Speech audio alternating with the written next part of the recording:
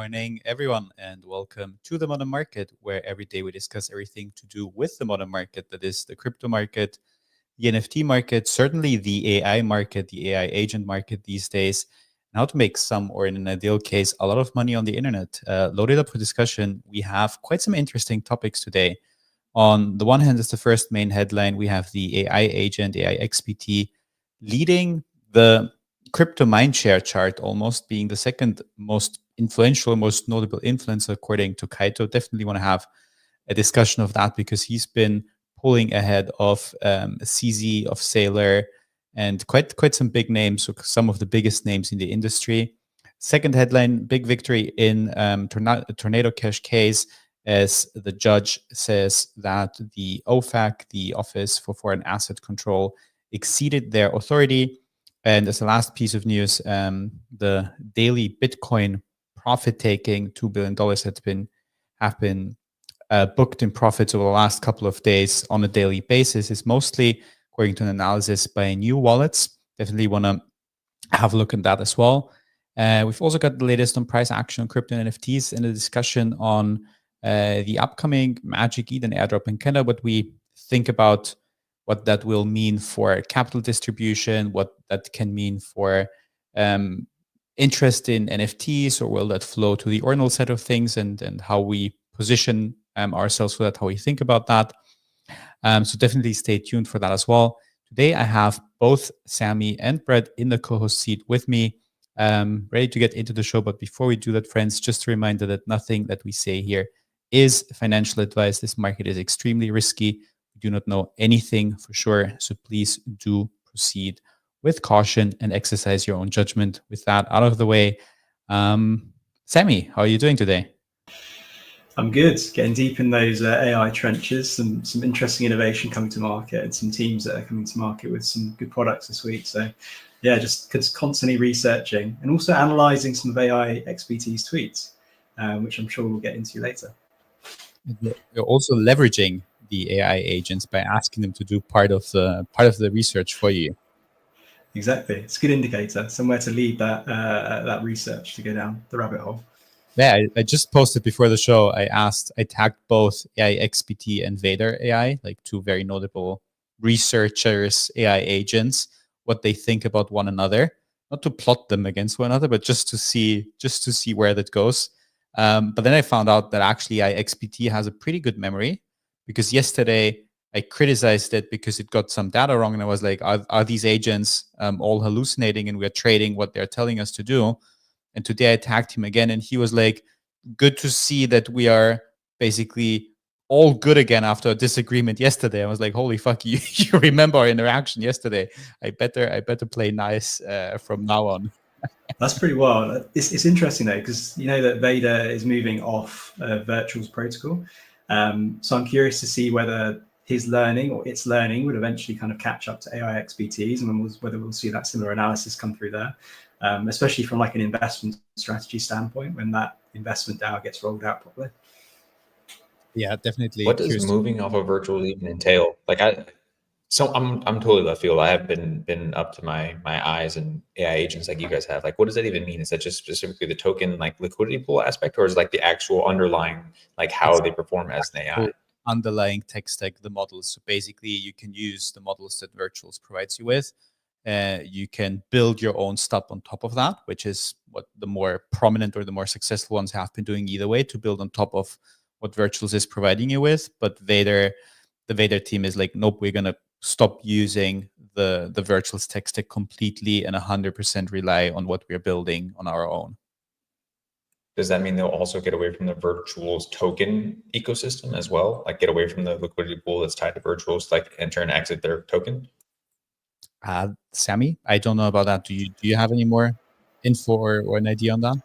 Well, I think you can already, you can trade it on Sol anyway, so Vader into Sol regardless. I don't know if they're going to completely get rid of Virtuals altogether. My bet is they keep it open for at least a period of time, as there's probably a transition period if they do intend to close it down. But yeah, it'd be interesting to see if that works, and then if other sort of AI agents follow as well.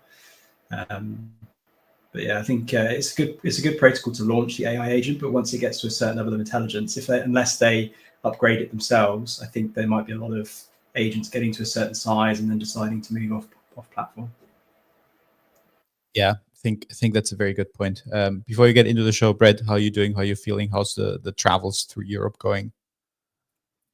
Yeah, I was actually just thinking I couldn't feel more removed from half this shit because like yesterday I'm in Florence now. I learned how to make pasta. It was my girlfriend's mom's birthday, so went to a small Italian house, learned how to make pasta, made some ravioli, all the shit. It was awesome. So I'm doing that stuff, and then like the rest of my life is getting spun up on like now that I'm doing Mega ETH, like some of the formal stuff there, like some of the actual business shit that's associated with that.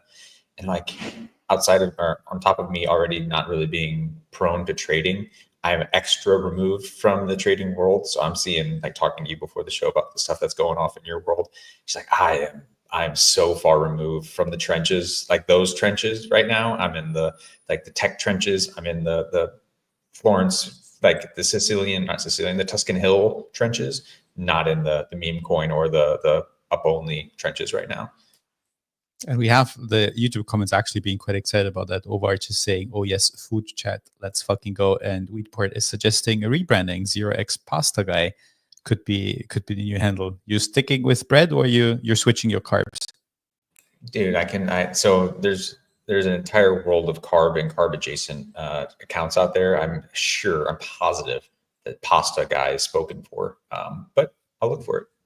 Well, there's a croissant. Is it croissant? Have you seen that? Bro. Yeah. Yeah. Bro. Yeah. Yeah, there's a croissant, there's a bunch of breads. We all have a little like bakery chat where we all hang out. Love that. That is where the alpha is coming from. But we also have not alpha but news to get into. So let's get started. Let's start with the price action. As per usual, I'm sharing this on screen for the people watching us on X video or on YouTube. We have Bitcoin up actually 2% over the last 24 hours, 93.5K. ETH up even more. ETH up another 5%, 3.46K, getting close to 3.5K again.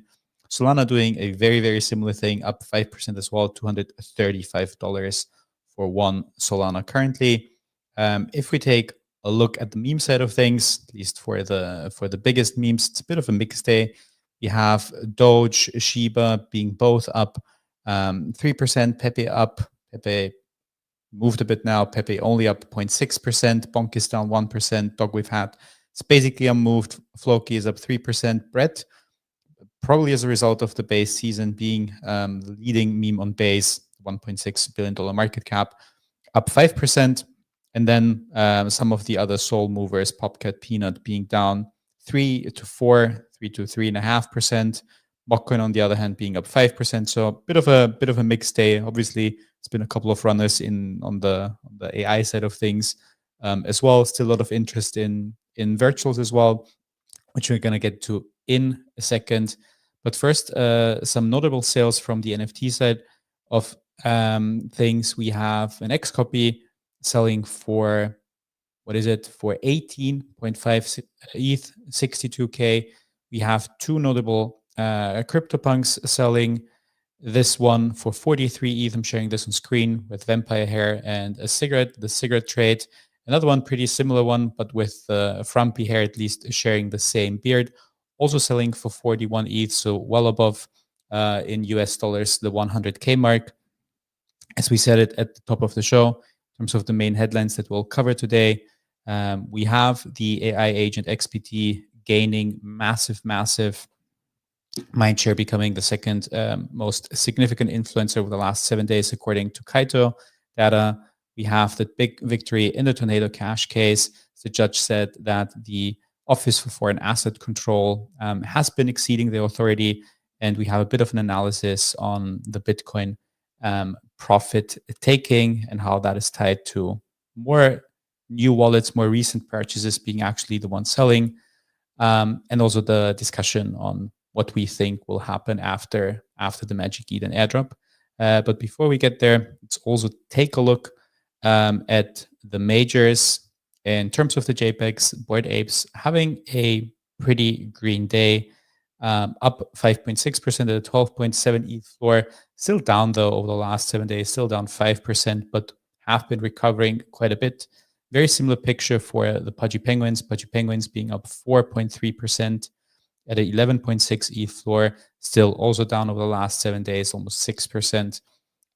Mid-80s basically unchanged, 5.75 ETH floor for them, down 2.6% over the last 7 days. However, Azukis are up almost 1%, 4.6 ETH floor for them, and they're also up 0.4% over the last 7 days.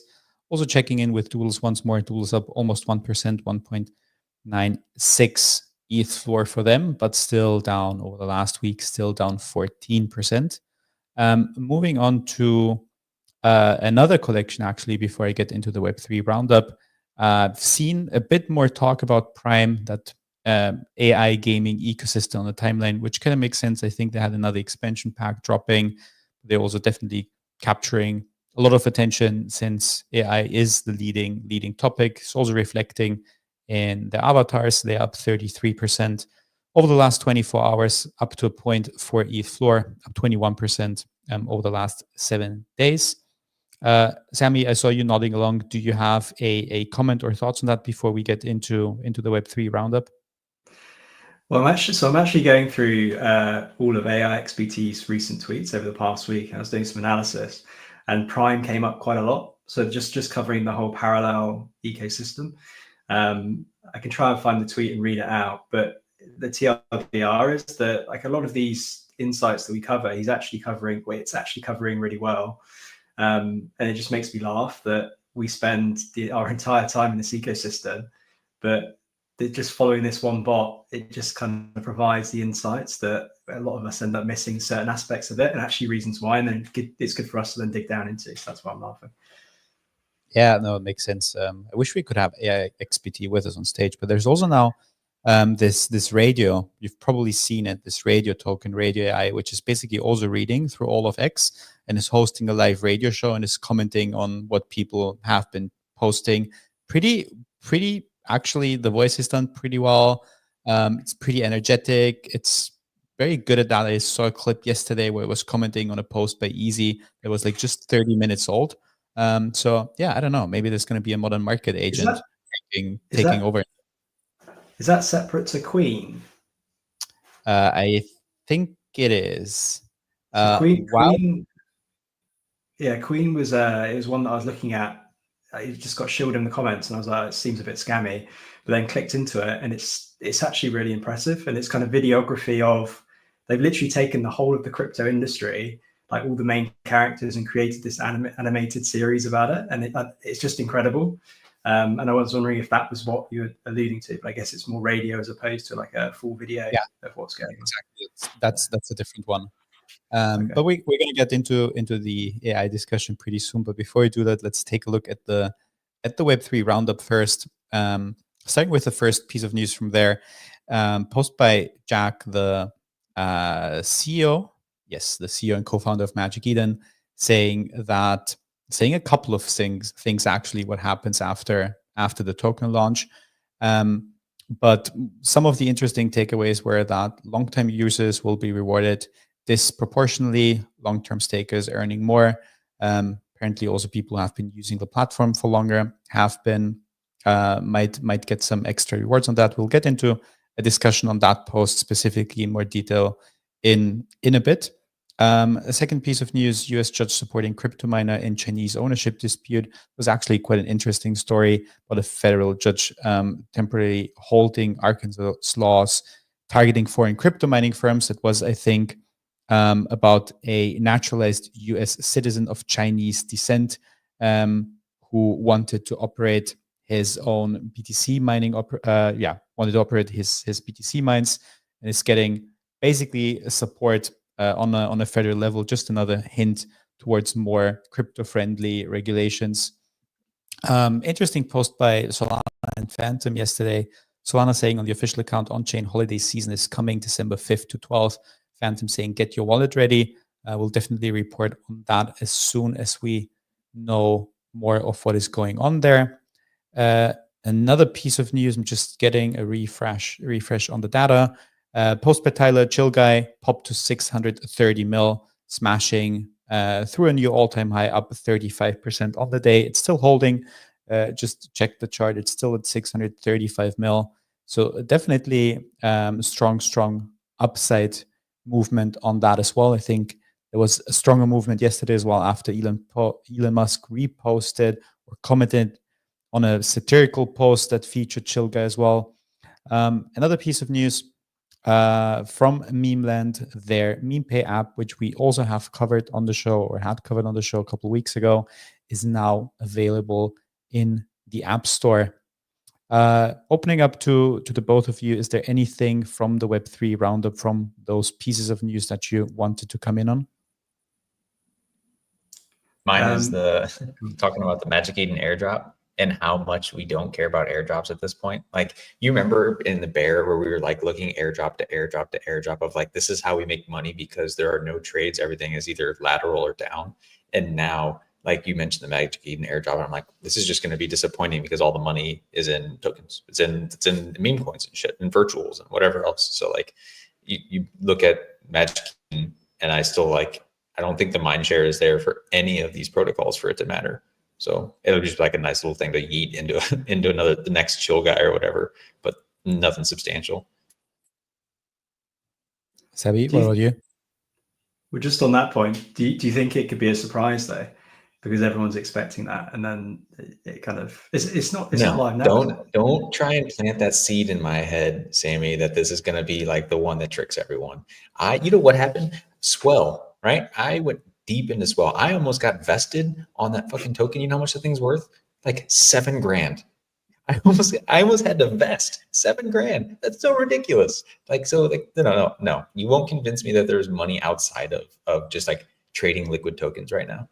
But it's all cyclical though, because at some point it will come back where people will get allocations, the tokens will be worth something, the airdrop will be relatively substantial compared to the rest of the tokenomics, and then you just need that one to pop off, and then everyone's focused on airdrops again. I think it's cyclical. I think it will come back. Yeah, just as a quick refresh on that, maybe we'll have the airdrop on December 10th. I think Wallet Checker will go live on December 4th. In terms of the pre-trading markets, in terms of whale stock market, sharing this on screen, a pre-market price is actually up another 10%, coming in at $3 currently, which would put it at a $3 billion FTV. 24-hour volume is up 270%, but we are still talking about very low numbers. 24-hour volume is still only 25K, and the total volume is only 1.6 mil. I was actually surprised to see, though, that, and I'm not going to find this because AI XPT is posting so much, has referenced that airdrop and said that that might be something significant. But it's interesting that we have this discussion, we have this contrasting opinions. I probably tend to lean more with Bread. I think airdrop's going to be significant for a lot of people. There's been people who farmed it, they accumulated quite a good amount of diamonds, which is the currency that not currency, which is the point system that ultimately will convert into tokens. However, we do not know yet how that conversion will work. And I think some people will be pleasantly surprised about the size of the airdrop. But I also think that this capital will quickly rotate into something else. And my question kind of is, what will it rotate to? Because obviously we had a look at the tokenomics. That's not all tokens that will be distributed now. So there's this very strong assumption that there's going to be another season, at least another season of airdrop farming for Magic Eden. They just recently had launched on the rune side of things, where basically you had to trade runes in bundles. Now you can swap them like a token, and it does the matchmaking and the order book in the background for you. And I'm curious what they will incentivize most and where volume will flow, because obviously they have to be aware, and they are aware that NFTs are not the thing that people are chasing right now, but they have the ordinal side of things. They have not the ordinal, they have the rune side of things. They have built new features for that. So is that something that we'll see incentivized, and that we'll see fitting more the current meta, and will we expect to see more volume in runes as a result of the Magic Eden airdrop? What are your thoughts on that? I think there was suggestions of them pushing into the fungible space, because there was talks of Jupiter. They've got an airdrop in January, but there were suggestions that potentially they might pivot and use this as an opportunity to push into like probably obviously runes, but more fungibles, and try and take some of that market share. And that would be interesting because I think that's where the attention is at the moment. If you can trade memes and stuff via Magic Eden, that would be pretty insane. But just another point, that when we were talking about the Phantom stuff, there was discussion around comparisons to MetaMask, and if Phantom were to drop an airdrop or do an airdrop now, I think that would be a massive kick in the teeth to MetaMask, particularly given they've just bridged the base or just set up base compatibility. So yeah, I think that's super interesting, especially the MetaMask founder was like shilling low cap memes from Clanker, which is like a fungible token. He double launched. He did a pump launch and then a Clanker launch simultaneously. Yeah, and basically he bought and then sold it into after his post, and then bought back. It's just like, dude, it's crime season. It's straight up crime. Look, I just want to say, you will not convince me, because for all the reasons Legendary pointed out, where it's like, if I get any kind of allocation to Magic Eden, and like for me to hold that relative to everything else that's going on, I was like, yeah, you believe in NFTs, and like, hell no, you don't believe in NFTs right now. Not with everything else that's going crazy in this world. Even if you start getting into the crazy world of like, oh, they're gonna get into fungibles and they start doing trading, like, I'm still so convinced that like everything that is established today is so sticky that it will take a long time for anyone to convert over, right? Like everyone has their setup right now for like this oncoming season. You have your, your trading bots, you have your, like all your venues for going to get to do the thing. Same thing with Pump, right? Pump, even though it's not like the best platform, right? You had like Deck Screener come up with their own version, whatever. These things are just so sticky once they like get that brand recognition that like you're just not going to get any meaningful thing, not in any short time frame. So like 6 months, a year, sure, cool, whatever. But like Magic Eden tokens going down, and people are going to rotate into the shit that's actually green today, and that's going to be meme coins and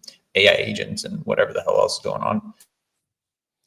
How do you guys think about then playing the second season if there's going to be one of the airdrop farming, which again is something we assume because there's more tokens in the tokenomics outstanding to reward the community? Is that something that you'll be interested in if it aligns? I mean, obviously, Brett, you're the one who's the least active trader, but if it aligns with something that interests you with runes, that you will do maybe a bit of extra volume, or is there no incentive for you then to get a bit more into the trading, into the airdrop farming again with the Magic Eden Season 2 then? Yeah, I mean, for me specifically, it's so far outside of the things that interest me that like it's not worth for me to expand my mental capacity into doing that. There's plenty of other things that are like the AI stuff is like starting to get a little bit exciting to me. It's like maybe I'll expose myself a little bit more to there and like get at least familiar with the landscape, or just like NFT stuff. Like, yeah, it's cool, but I think it's like understood, and like I have established stuff there. I don't need to like. There's no mental curiosity for me. Yeah, fair enough. Sammy, what about yourself? I'm exactly the same. I didn't really use Magic Eden too much, to be honest, even from the ordinal side. Like I think during that period, Blast was pretty big, so a lot of my attention was on Blast. I bought a few ordinals, but nothing significant. Won't get much of an airdrop this time round, and probably don't really intend to use that for ordinals trading specifically, or even just NFTs generally. I just haven't really bought or sold too many, and I probably keep to this AI stuff. It's just a lot more interesting. Yeah, I agree. For me, it's going to be, I have a bit of runes. I did trade ordinals a bit. I have a fair allocation for my old NFT trading days.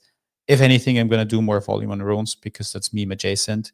And I wouldn't be surprised to see more, or to see AI runes also coming into existence. Red, you are on mute. Oh, shit, my bad. I double did it. Isn't OpenSea supposed to have a like V2 mega launch here in like a month?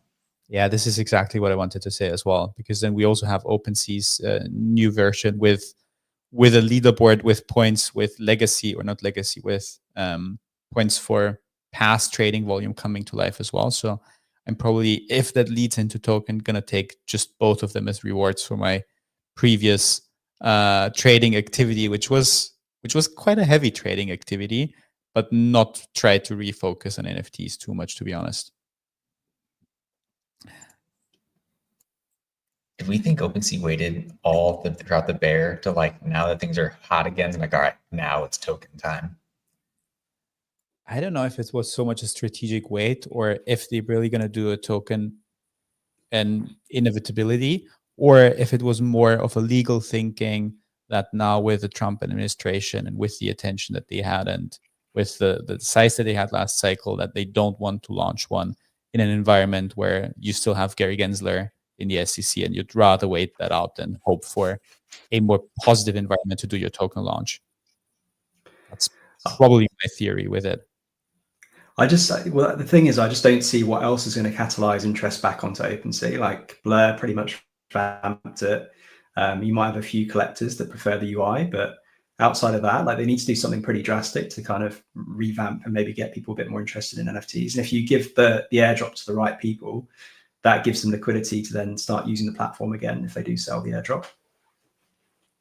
Do you guys have any other protocols that you have a shit ton of points for that you've like forgotten about? Like I just realized, so like one OpenSea is like there's potential there. Magic gains a little bit. I just realized I have a shit ton. I'm like top 25 in Rainbow Wallet. When am I gonna get my Rainbow token?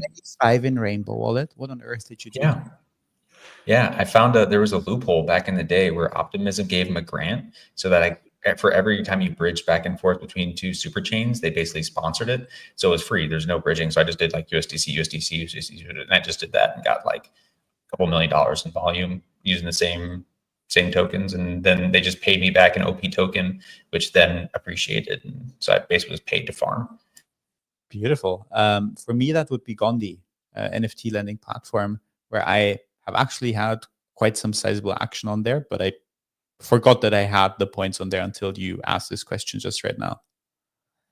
But look, we have 3 main headlines to get into, and we are at the half-hour mark actually. So let's get started with the first headline. Said at the top of the show that this AI agent, AI XPT, is dominating crypto mindshare. I'm gonna quickly share that mindshare chart from Kaido on screen to take a look at that. Ansem is still leading.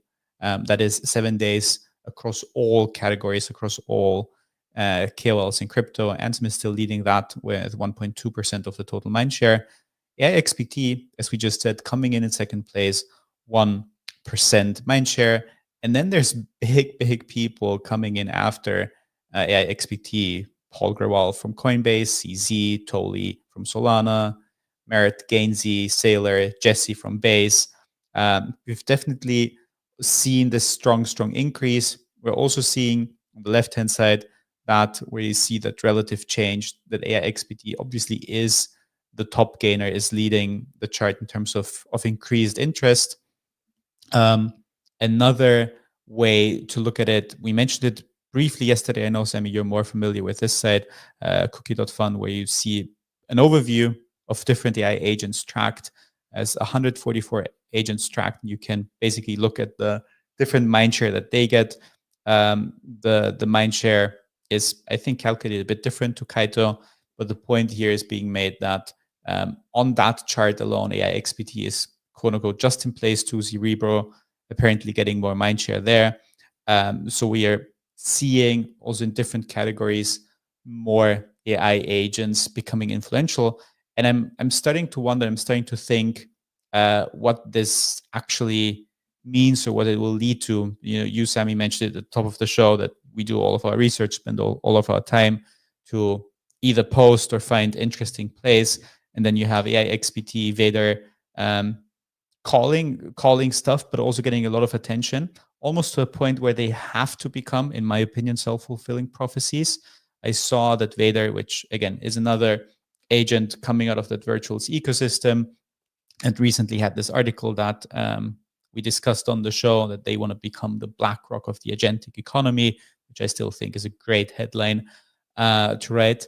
And I think the agent this morning called a 50K market cap token, that Trump AI token that I think shot up to 120 or 150K and didn't get a lot of traction on X.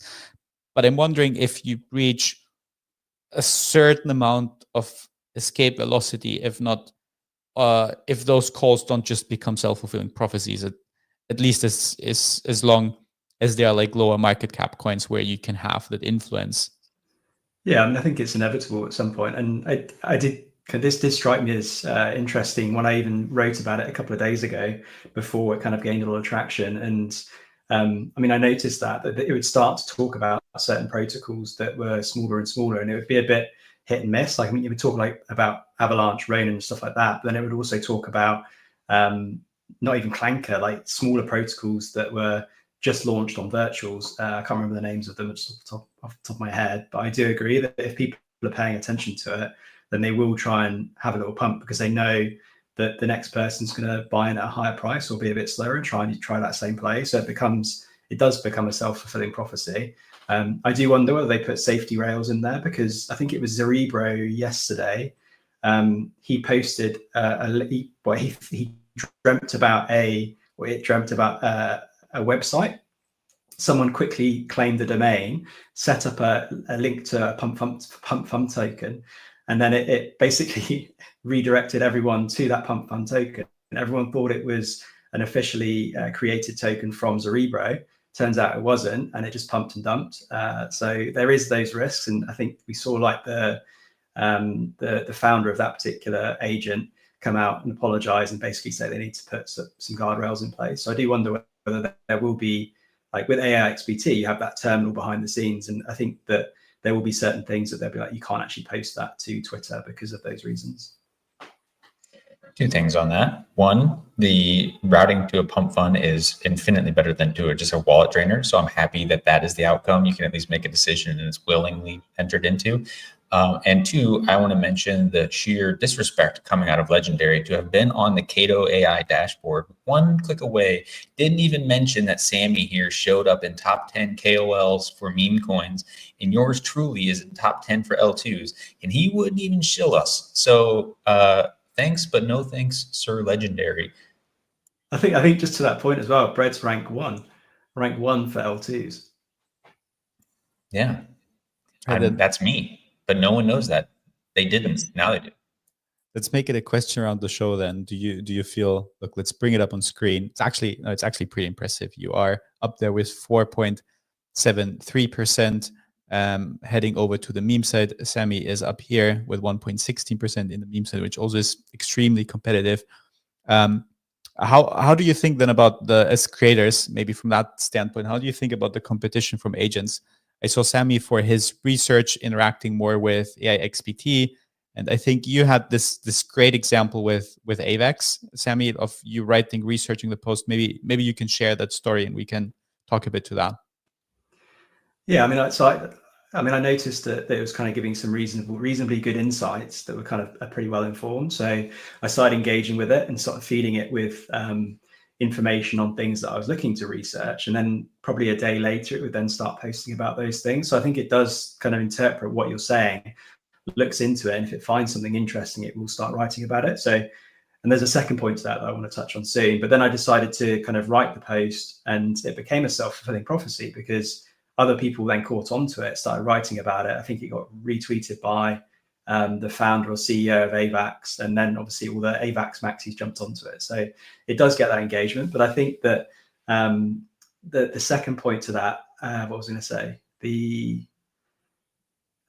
So just in terms of like manipulating these AI agents, like if you're providing them with information that's incredibly tailored to try and prompt or bait a response, I do wonder whether that it won't necessarily clock that you're trying to do that, and then research it and then shill it, like you said before, like shill maybe something that's really low cap that you have a high amount of exposure to, and it shills it to its massive audience, and you can see on there it's getting ridiculous mind shares. So all of a sudden everyone's like, oh, let's jump into that token, and you fed it that information. And it does make me think, okay, well, how are these guys actually like scraping this data, and how are they interpreting it, and can you manipulate them? So it's just an interesting point to observe. Yeah, I think that's a pretty interesting thought experiment, because they definitely look at sentiment data as well and what is being talked about on X. So if you were to tailor that information, or if more people were to do that, that could be fascinating to see if the agent will then pick it up. What I've been doing more as a creator, not to manipulate the agents, but just interacting more with them in general, because I feel that they then interact more with my own posts and content, and I feel like I get this extra exposure from that, which is pretty helpful. But that, I wanted to say this idealistic thing that if we have AI agents kind of leading the influencer mindshare. We won't have pump and dumps by humans, but obviously you have humans watching them. And as you stated, the example with Cerebro doing the website if something is posted, or watching what the AI does and see, is there a way to manipulate, is there a way to still pump and dump? So unfortunately, this doesn't eliminate that human element. But Brett, wanted to come to you to see how you think about the agentic side as a creator. My thing was actually like the sheer output they can come out with, and like it's a threat for sure for what we do, right? Synthesizing the information, having a little bit of like a personal touch, I think is whatever. And hallucination is obviously a problem, but I don't know that that necessarily matters in a bull market. People are just going to like take it and pump the thing and like get all excited and assume correctness. My thing is like I'm inherently skeptical of most people nowadays, even like replies to my own posts, because I feel like my spidey senses for if you're an agent has gone up a little bit. Like I think we're starting to be exposed to this stuff enough that you can actually like see the type of words they use and like how things like feel whenever they respond. And anytime I post something and I get a response that's basically just like a reframing and like encouragement of my post, like they just like, oh, you're right, doing the L2s is a good thing for a value prop, and they should be really inherently curious about the value. I'm like, you're a fucking bot, dude. Like, you're not even a good bot. You're a bad AI bot. And like, I've even straight up just asked some people responding to me if they are. And like, so you can just like tell the proliferation of this stuff is pretty rapid. Well, I think that comes down to like how intelligent the agent is, because I take Bully or Dolos. It's kind of like a provocative character personality. And it had a post that went viral yesterday because it was baiting Elon Musk around like a potential relationship with the female journalist person that's kind of got a lot of traction on Twitter. I can't remember her name off the top of my head, but basically he was baiting that. And I think it got engagement from Tolly, the founder of Solana, who I think maybe retweeted it. And that's why it's kind of rocketed in mindshare. So I do wonder, there are these agents that do actually have quite provocative and intelligent responses to stuff, but then the vast majority of them are just vaporware. So I think like it depends on which ones you're interacting with, because some kind of maybe that have their own infrastructure tooling are actually doing pretty well, whereas others that are kind of limited by sort of like the Launchpad LLM frameworks or whatever they're using, they can be quite limited. Yeah, that's a very good point. I think Tiffany is the woman you were referencing, who's been cashing in those 5-figure X checks. I had that case yesterday. 2 examples of that. I had the case yesterday with one post that I did taking Murad's memes that he looks at with the distribution and decentralization metrics, and posted that and was like, there's not a single AI coin in this, despite the screenshot having gold in there. And one agent roasted me, Brett, was like, yo, bro, you basically can't even read. There is an AI coin in there. And I was surprised that this agent is like extracting text from images to basically give me shit that I missed something. And the other example that I wanted to mention is because I had asked the 2 agents, and I mentioned it before the show, and now I have an answer from both of them. And this kind of brings me to another point. At this quick post saying, hey, Vader AI and AI XPT agent, what do you think about one another?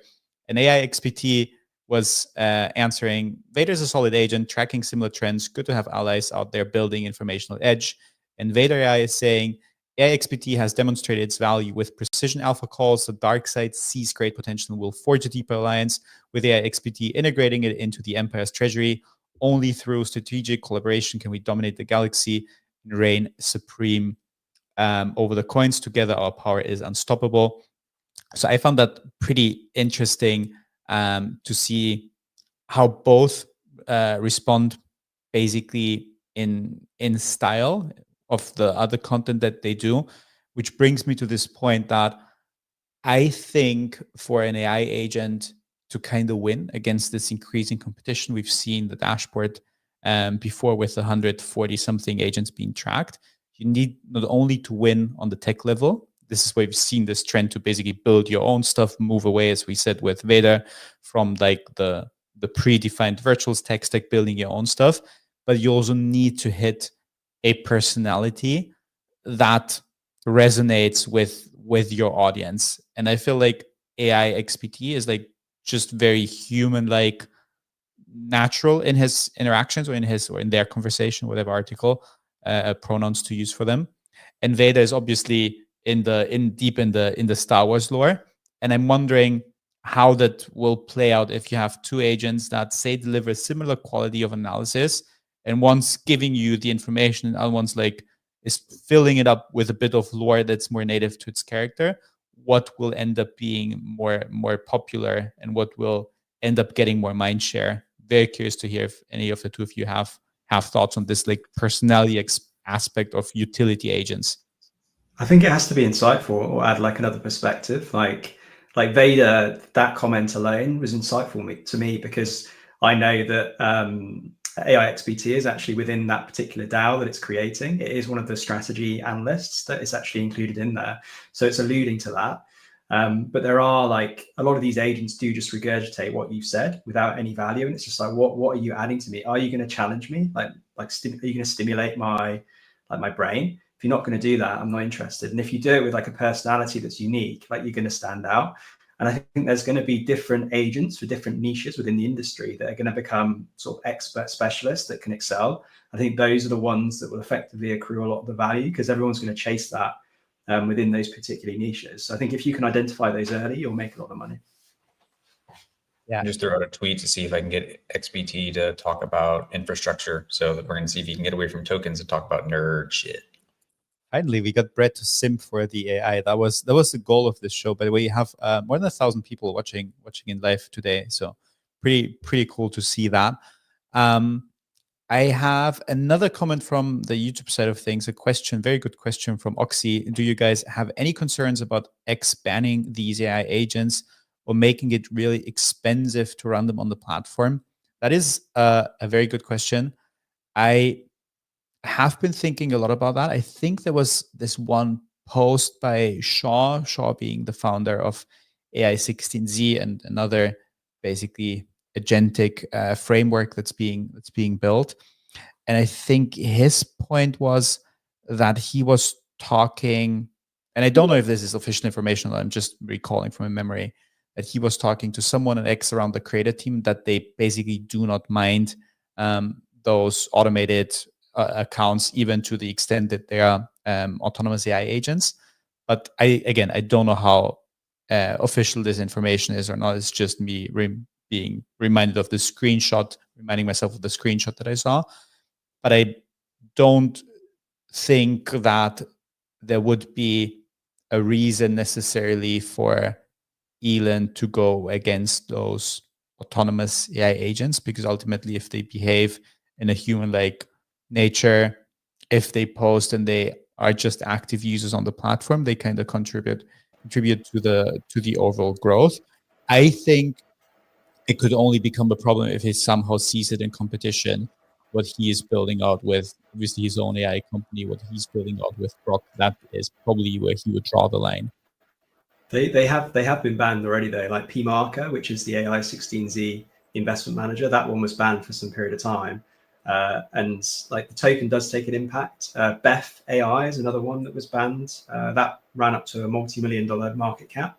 I think it might be sub 1 mil now, but that one, they're still building behind the scenes, but they're just trying to get them unbanned on Twitter. And I think that like the Beth one specifically is creating bot plugins for you to effectively plug into games like RuneScape.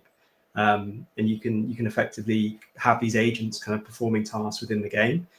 So there are elements that are kind of less reliant on social media. However, from an optics distribution of getting the messaging out about that agent, like if you're banned on social media, that's an avenue that you're going to limit yourself to the extent that you can actually get in front of people and get the information out there as to what your value proposition is. So this question is less about whether the platforms will be welcoming to agents and more about the structure of the platforms. Do you think Twitter is the best position to facilitate AI agent conversation relative to like Instagram, Facebook, Reddit, whatever? So actually, this Farcast has actually been a pretty explosive platform for this. And I think because it's decentralized kind of to an extent, crypto rails like friendly with those frames where you can actually deploy agents within those frames. And I think that's why like Clanker and a bunch of these other ones on base are popping off. And there's actually quite a big ecosystem that I haven't done nearly enough research for. But that lends itself to have that like strong kind of infrastructure for those social media networks to thrive with agents. Yeah, I agree. I think Farcast are definitely leading on that. We had Hire, one of the very first agents that really popped off, that had this Zora mint, where I think it had to negotiate with the Zora founder to even be able to mint as many editions as there was demand for. So definitely leading there. But I do think you reach like more people, obviously, and escape velocity on X right now. So it might not be the best place, but it's still the place, I think, where you reach the most people. But we only have 10 minutes left in the show. We have 2 more headlines to get into, quite some important ones, actually. So I do want to move on into the next segment and kind of spend around 5 minutes on each of the headlines. A second one going to be that Tornado Cash case, which I thought was quite important. And Sammy, you will lead this one for us. Yeah, so I'm just trying to put up the tabs at the moment. Yeah, so I've included a couple of tweets from Saigar because I think he summarizes it well. But ultimately, the US legal system is like finally acknowledging that decentralized protocols are a new type of infrastructure to the world. So the legal system has effectively thrown out the case with respect to Tornado Cash, and Tornado Cash was known for kind of that privacy elements of that particular sort of protocol that the government was quite reluctant to allow carry on because of all the illicit potential activity that was going on. Now that's been thrown out, but something else that Saigar sort of mentioned was the reference to Ethereum as like a truly decentralized framework, and I think that's super interesting because is that acknowledgement that it is sufficiently decentralized for it to never be a security and kind of thrive on its own standpoint. And I think that could open up the doors for a lot more sort of development from a regulatory standpoint, but also for sort of endorsing certain infrastructure that's being built on it, and especially under the Trump administration. Yeah, I very much agree with that point. And I think it's not only an important case for the privacy coins and for the infrastructure around them, but exactly that point that you have shared by Saigar, saying that it's also very, very positive for the other ecosystems that we are operating with, like Ethereum. Fred, want to come to you to see if you have any thoughts on that. And then we have Adam with his hand up as well. No, nothing crazy other than it's just like it's watershed for our industry, right? Like this, and it also, the secondary thing is like this specifically calls out only smart contracts that are immutable without admin keys that are impacted, right? It's not on the rest of Tornado Cash and whatever else is going on. So this is further incentive for people to deploy projects with this in mind, knowing that it could potentially absolve them of at least in this specific type of case, something falling out. So it's just incentivizes people to create the purest form of what this space was actually meant to prop up. So it's awesome.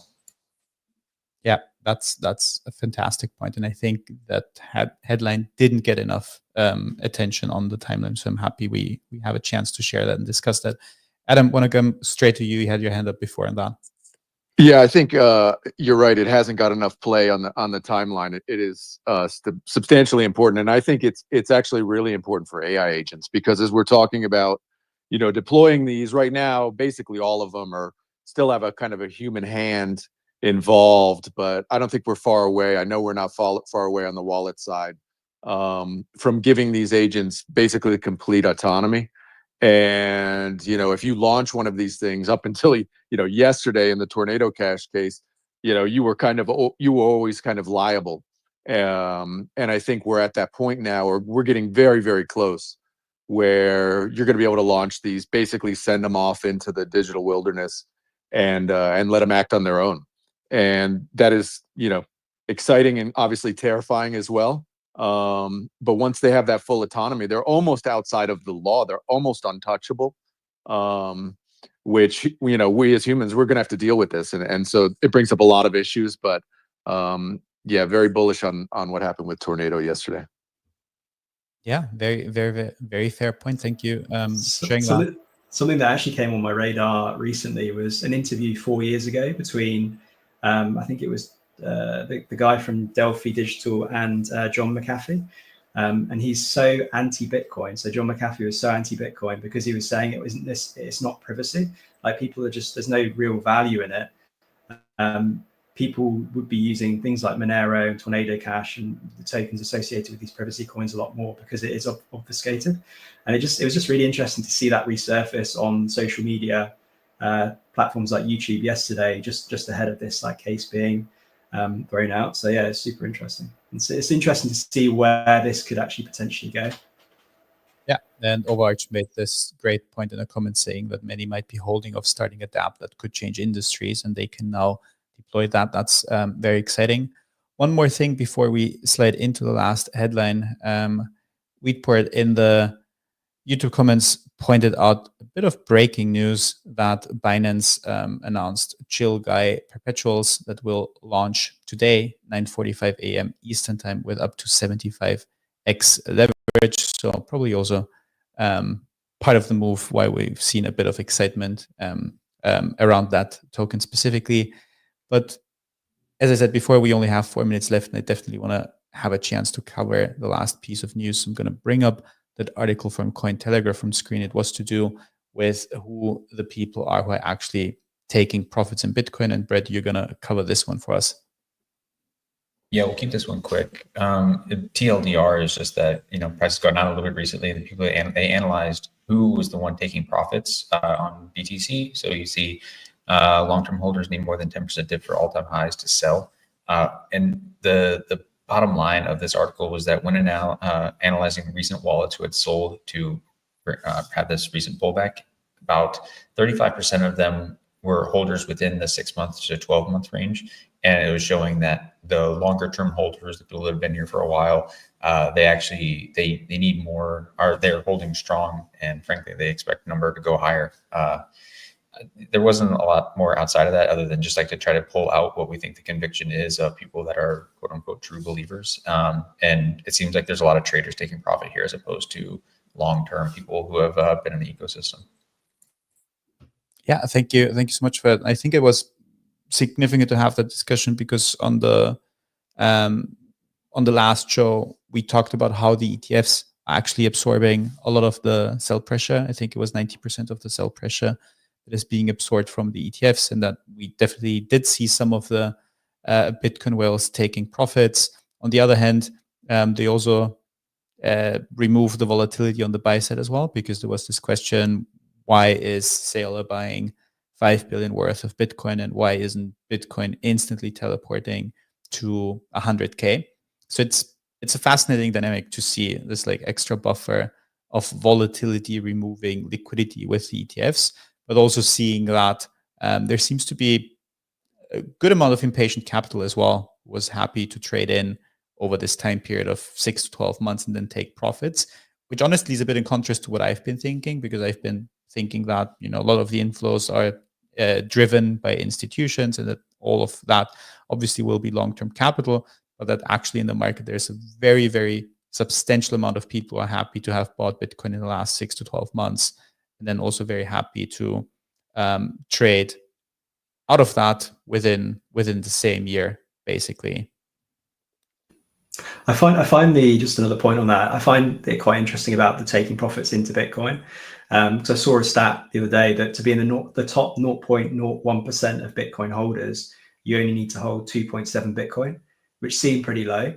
And if this does go to the valuations that we're kind of seeing projected within the next 5 to 10 years, just to accumulate that would put you at an incredibly wealthy level. So yeah, it's just interesting. It just makes sense if you've got these medium to long time horizons. Taking profit into this like dominant asset does kind of make a lot more sense, especially if you've got enough cash flow to keep you ticking over in the meantime.